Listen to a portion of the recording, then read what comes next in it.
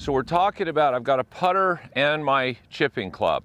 So really what this is it's off-green putting. So most everything that works in putting works here except for a little bit in the setup. So when you think about chipping, I want you to just think about if I had my putter here and I was going to hit a putt. Okay, that would be my putting stroke, and that's how I would hit the ball. Now, for a lot of times, we've got a lot of fringe and grass to get over. Now, if I took my putter and I put the wedge in, and I use my putting grip, my putting stance, and my putting stroke, so everything's the same, so I'm hitting a putt, but what happens?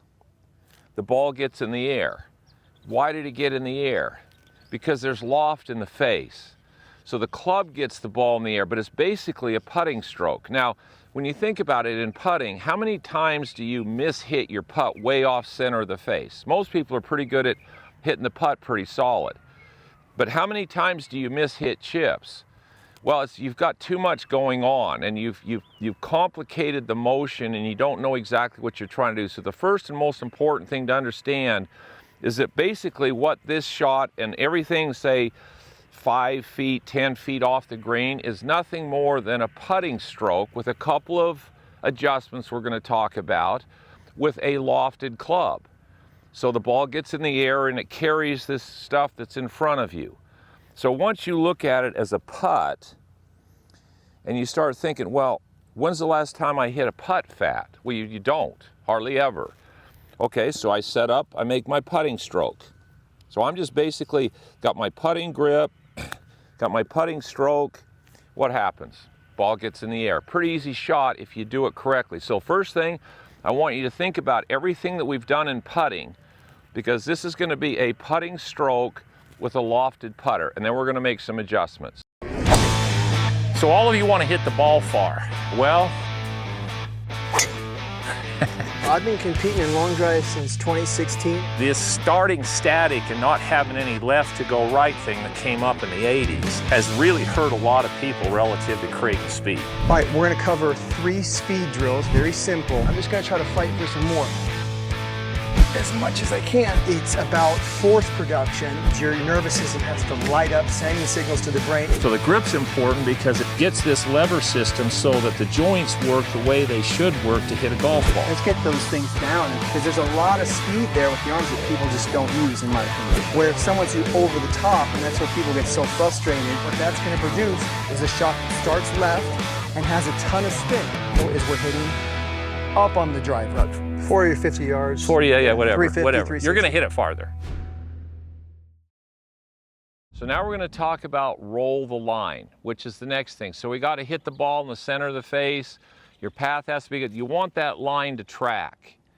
Now, most of the good players on tour, or most all the players on tour, use the line on the ball, and they use it for 2 reasons. I have it set up here where it's going right down that chalk line. So what they use it for, they don't have a chalk line, so when they set that line down, now when they set up to the ball, they have a visual reference of the line they want the ball to go down, because the line on the ball is the line they want it to go down. Now, what I'm going to do is, now the task is, can I roll the line?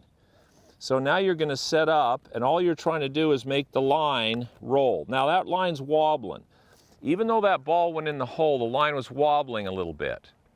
So when you practice putting, what I want you to do is I want you to start trying to make the line roll and start putting first with just your right arm. So we want to feel what it feels like to line your right arm up with the back of the shaft. You want to feel what it feels like to make a stroke and push the shaft through the ball with just your right arm. Now, again, you want to keep using that line, because you want the input is, did you hit the ball solid with the path and face correct? Because if that line starts wobbling, what you're losing is you're losing distance on the ball. And I find it interesting when they talk about putting on TV, they say, oh, he's got about a 10, 12 footer here. It's a little downhill break into the left. It's a speed putt. Really? They're all speed putts. So when you're going to read a putt and you're reading break, somebody says, how much is this putt going to break? My first question is, how fast is it going to be going when it gets to the hole? So if you can't control speed, you can't read break. So getting that ball to track is important. Now I do it mainly with my right hand. I don't putt much with my left, But what we're going to do is we're going to do this, and then we're going to show you a couple of drills. If the ball's not rolling, a couple of drills to do to get it to roll so you get the right feedback.